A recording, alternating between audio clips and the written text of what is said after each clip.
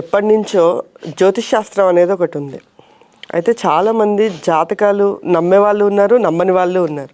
అలానే మనం ఏదైనా సరే గృహప్రవేశానికి కానీ, పెళ్ళికి కానీ, లేకపోతే ఉపనయనాలకు కానీ, దేనికైనా సరే ముహూర్తం అనేది పెడుతూ ఉంటాం. అసలు ఈ జాతకాలు, ఈ ముహూర్తాలు ఇవన్నీ నిజంగా ఆ యొక్క ప్రభావాన్ని చూపిస్తాయా మనుషుల మీద?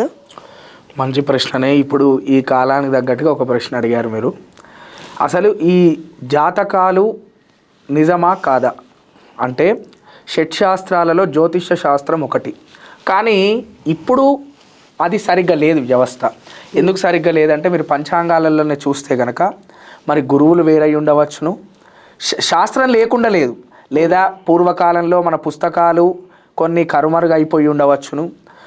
ఈ జ్యోతిష శాస్త్రం ఒకటే, మిగతా ఆధ్యాత్మిక పుస్తకాలన్నీ కూడా సరైన వ్యవస్థలోనే ఉన్నాయి, కానీ ఈ జ్యోతిష్యానికి సంబంధించినటువంటిదే ఒక సరైన మార్గంలో లేదు. అంటే ఇప్పుడు నేనున్నానండి, 2+2 నేను రాసినా 4, మీరు రాసినా 4, అట్లా యాక్యురసీ లేదు ఇప్పుడున్నటువంటి జ్యోతిష్య కాలంలో. అట్లా అని లేదని చెప్పడానికి లేదు. షట్శాస్త్రాలలో జ్యోతిష్యం ఉంది అని మనకి శాస్త్రవచనం ఉంది కాబట్టి షట్శాస్త్రాలలో జ్యోతిష్యం ఉంది. కానీ ఇప్పుడు కాలంలో దాన్ని జనాలను భయపెట్టడానికి చాలామంది యూట్యూబర్స్ కానీ అవి చేయండి, ఇవి చేయండి, ఆ పరిహారాలు చేయండి, ఆ దీపాలు ముట్టించండి, ఈ దీపాలు ముట్టించండి అని చెప్పి మనిషి యొక్క ఆ బ్రెయిన్లో మూఢనమ్మకాలన్నింటినీ కూడా నింపుతున్నారు. మీరు ఎన్ని చేసినా కూడా దానికి ఏం ఫలితం ఉండదు. మీరు అసలు పరిహారము అనేటువంటిది, పరిహారం ఎట్లా చేసుకోవాలి అంటే మనసులో ఏదైనా కోరిక పెట్టుకొని దైవారాధన చేయొద్దు. అసలు మీరు ఏ దేవతారాధన అయినా కూడా మనసులో కోరిక పెట్టుకొని చేస్తే అది సరైన దైవతారాధన కాదు. మీకు మంచి పొజిషన్లో ఉన్నా దేవతారాధన చెయ్యాలి. మనకి ఈ భగవంతుడు ఈ సృష్టినంతా కూడా మన కొరకు ఈ పంచభూతాలు ఇవన్నీ మనకు సృష్టించినందుకు గాను మనం ఖచ్చితంగా భగవతారాధన మంచిగా ఉన్నా చేయాలి, మంచిగా లేకున్నా చేయాలి. అట్లా ఒక భగవతారాధన పెట్టుకొని చేసినట్లయితే జ్యోతిష్యము, జాతకాలు, నవగ్రహ దోషాలు మనకేం అంటావండి. ఎప్పుడైతే మనస్సు ఇక్కడ శుద్ధిగా ఉంటుందో వాడికి ఎటువంటి జాతక దోషాలు ఉండవు. కానీ జ్యోతిష్యం అయితే ఉంది.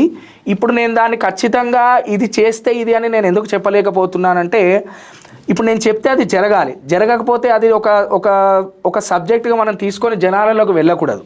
కాబట్టి ఇప్పుడు జ్యోతిష శాస్త్రాన్ని వీలైనంత వరకు నమ్మకపోవడమే మంచిది.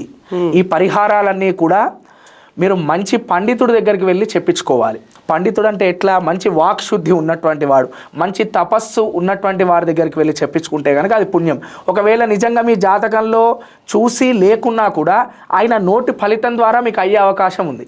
అంటే మీరు వెళ్ళవలసింది అంతా కూడా మంచి బ్రాహ్మణుల దగ్గరికి వెళ్ళి మీరు మీ యొక్క మీ కష్టాలు చెప్పుకుంటే ఆయన అవుతుంది అంటే అయిపోతుంది. అంటే ఎందుకంటే బ్రాహ్మణుడు ఎప్పుడు కూడా నిత్యము దైవతారాధన చేస్తూ మంచి వాక్శుద్ధి సంపాదించుకుంటాడు కాబట్టి మీరు వెళ్ళి మీ సమస్య చెప్పుకుంటే అమ్మ అవుతుందమ్మా అంటే అయిపోతుంది. దానికి ప్రత్యేకంగా ఈ జాతకాలని పెట్టుకొని అయ్యో నేను ఈ దోషం చేసుకోకపోతే అయ్యో రాహు ఉంది, కేతు ఉంది, మనం ఇప్పుడు ఏదో చేసేసేయాలన్నట్టుగా వ్యవస్థ లేదు. ఎప్పుడైతే నీ మనసు ఇక్కడ శుద్ధి ఉండి నీకు ఎదుటి వ్యక్తి యందు కష్టము కలిగించాలని భావన లేకుండా నువ్వు ఏ భగవతారాధన చేస్తూ జీవించినా ఈ జాతక దోషాలు నీకు అంటవు. నీ కర్మ ఫలితం ద్వారా మనం మునుపు చెప్పుకున్నట్టు కర్మ ఫలితం ద్వారా కొన్ని కష్టాలు రావచ్చును. ఇప్పుడు ఎట్లాగైతే వర్షాకాలం అయిపోయిన తర్వాత మనకు శరదృతువు వచ్చినట్టుగానే నీ కష్టాలు కొన్ని రోజులే ఉండేవి ఏవైనా కూడా, నువ్వు భగవతారాధన చేయడం ద్వారా కొండంత పోయేది గోరంత పోతుంది. అంతే తప్పితే దాన్ని ఏదో మూఢనమ్మకాలుగా తీసుకొని ఏదో విధి విధానాలతో ఆచరించడం, లక్షలు ఖర్చు పెట్టడం లాంటివి చెయ్యవద్దు. అసలు ఆ సబ్జెక్ట్ దగ్గరికే వెళ్ళవద్దు. వీలైనంత వరకు జ్యోతిష్యానికి జ్యోతిష్య విధానంగా దారి వెతుక్కోకుండా ప్రత్యక్షంగా దారి వెతికే ప్రయత్నం చేయండి. ఇప్పుడు మన వాళ్ళకి ఏంటంటే మ్యాజిక్ చేసేవాళ్ళు బాబాలంటే బాగా ఫేమస్ అందరికి కూడా, అవునా కాదా?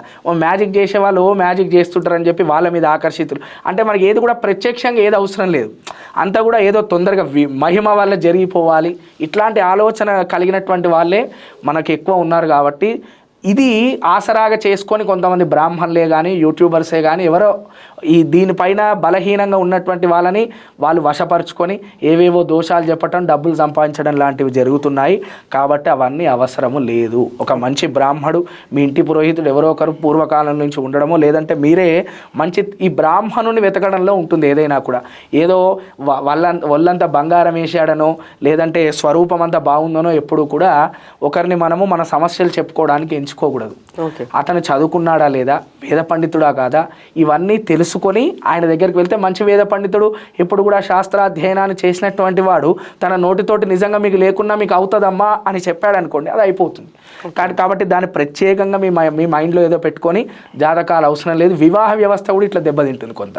అంటే జాతకాలు కలిస్తేనే వివాహం చెయ్యాలి అంటే ఒక నక్షత్రం ఉన్నటువంటి వాడికి ఒక స్వభావము, ఒక నక్షత్రం ఉన్నటువంటి వాడికి ఒక స్వభావం ఉండవచ్చును. కానీ మనకి వివాహంలో ప్రధానమైనటువంటిది గుణము. అంటే మీరిద్దరు కూడా మంచి గుణములు ఉన్నటువంటి వాళ్ళకైతే మీ జాతకరీత్యా ఎన్ని దోషాలు ఉన్నా మీరు మంచిగానే ఉంటారు. మీ గుణాలు మంచిగా లేవనుకోండి, ఇప్పుడు మనకి జ్యోతిష శాస్త్ర ప్రకారంగా 18 దాటాలి అని ఉంది. 18 నుంచి 36 వరకు ఇట్లా పాయింట్స్ అని పెట్టుకొని ఇది వస్తే వాళ్ళ జాతకాలన్నీ కూడా వివాహం చేయవచ్చును అని జ్యోతిష శాస్త్రంలో ఉంది. మరి అందరూ జ్యోతిష శాస్త్రం ప్రకారం ఇట్లా వివాహం చేయించుకున్న వాళ్ళందరూ కూడా మరి విడిపోకుండా ఉన్నారా అంటే అట్లేం లేరే. అంటే ఇక్కడ ప్రధానం ఏంటంటే వివాహ వ్యవస్థలో గుణము ప్రధానం, జాతకాలు కాదు. నిన్ను అర్థం చేసుకునేటువంటి భార్యనో భర్తనో వచ్చాడు అనుకోండి, నీ జాతకరీత్యా ఎన్ని దోషాలు ఉన్నా కూడా నీకు అవన్నీ ఏమి అంటవు. ఆ గుణ ప్రభావం వల్ల అతనో నువ్వు అర్థం చేసుకోవడం జరుగుతుంది. Simple as that. మన దాన్ని పెద్దగా తీసుకొని ఇక జాతకాలు కలవకపోతే వివాహం చేసుకోవద్దు, ఇక ఈ జాతకాలు చూడటంలో ఇంకో ఆశ్చర్యం ఏంటంటే ఈ ఎవరైతే వియ్యంకులు ఉన్నారో వాళ్ళకు కూడా కలవాలని చూసుకుంటే ఇది నవ్వు వస్తుంది నాకు. సరే వీళ్ళు కలవడం ఓకే, భార్యాభర్తలు కలవడం ఓకే అండి, మా వియ్యంకుల వారికి మాకు కలుస్తుందా అండి, అయ్యో మా ఆడపడుచుకు నాకు కలుస్తుందా అండి, ఇవన్నీ ప్రశ్నలు ఎందుకు? వాళ్ళిద్దరికీ కలవడం చూడండి ఫస్ట్. ఈ వీళ్ళిద్దరికీ కలవటం మనకెందుకు? కలిసి ఉండాల్సింది వాళ్ళ మీరా? కాబట్టి ఆ చూడడం కూడా దానికి ఎక్కువ ప్రాధాన్యం ఇవ్వద్దు, చూయించుకోవాలి. ఎంతవరకు? ఒక లైన్ వరకే. 18 కంటే ఎక్కువ గుణాలు వచ్చాయా ఓకే చేయవచ్చు, కానీ దాన్నే ప్రధానంగా పెట్టుకొని ఇక ఆమె మంచి గుణములు ఉన్నా కూడా వాడి వ్యవస్థ అంతా మంచిగా ఉన్నా కూడా వివాహం చేయకుండా వివాహ వ్యవస్థను చెడగొట్టుకుంటే కనుక మనకే ప్రమాదము.